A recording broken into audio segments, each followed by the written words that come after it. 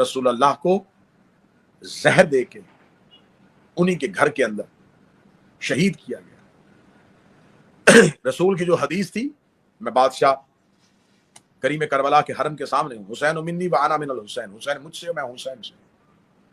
اس حدیث کی مطابقت بھی کیا کہنے کیسی اکٹھی ہوئی کہ نانے کا لاشا بھی 3 دن پڑا رہا اور نواسے کا جنازہ بھی 3 دن پڑا رہا، لیکن نانے اور نواسے میں فرق تھا۔ نانے کا جنازہ حجرے میں پڑا رہا، نواسے کا لاشا صحرا میں پڑا رہا۔ نانے کے جنازے پہ درود پڑھا جا رہا تھا، نواسے کے لاشے پہ پتھر مارے جا رہے تھے۔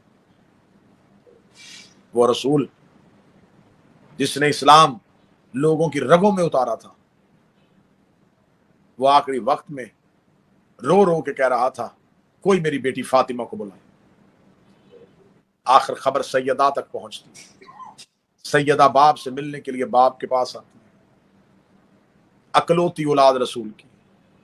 رسول اللہ اپنی بیٹی کا سر اپنے سینے پہ رکھتے، سینے پہ رکھ کے رسول ماتھا چوم کے کہتے زہرا میرے بعد رونا نہ۔ اتنا جملہ کہنا تھا، یا باپ کی داڑھی چوم کے کہتی ہے بابا تیرے بعد فاطمہ کی زندگی کیسے گزرے گی، بابا تیرے بعد فاطمہ جیے گی کیسے۔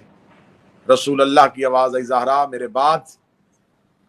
اس کل رات میں نے مجلس پڑھی کربلا میں، شہادت رسول خدا پڑھتے ہوئے جملہ پڑھا، اس جملے میں کوہرام بپا ہوا کہ رسول نے اپنی بیٹی کو وصیت کرتے ہوئے بیٹی کا ماتھا چوم کے جو وصیت کی، وہ وصیت پوری رات رونے کے لیے کافی ہے۔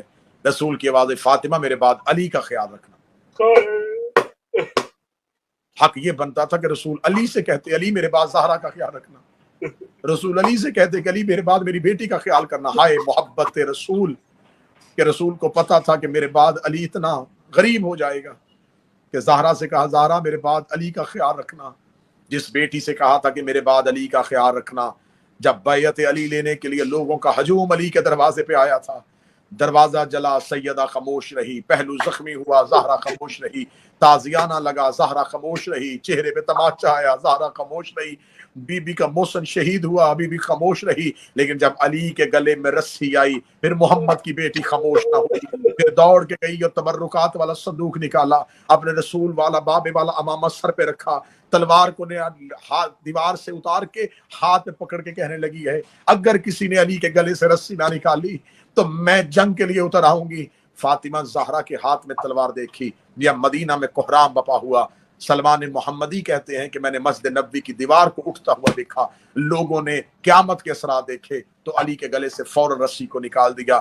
علی زخمی حالت میں زہرا کے پاس آئے، زہرا کے پاس آ کے کہا اے فاطمہ تو زہرا، اے بنت پیغمبر، تیرا پہلو زخمی، تیرا ہاتھ زخمی، تیرا سر زخمی، لیکن تو علی کی دفاع کے لیے گھر سے نکل آئی۔ علی کا ہاتھ پکڑ کے کہتی ہے میرے بابا نے کہا تھا زہرا میرے بعد علی کا خیال رکھنا، جیسے رسول نے کہا تھا زہرا میرے بعد علی کا خیال رکھنا، ایسے علی نے کہا تھا زینب میرے بعد حسین کا خیال رکھنا، ایسے ہی حسین نے کہا تھا سکینہ میرے بعد سجاد کا خیال رکھنا۔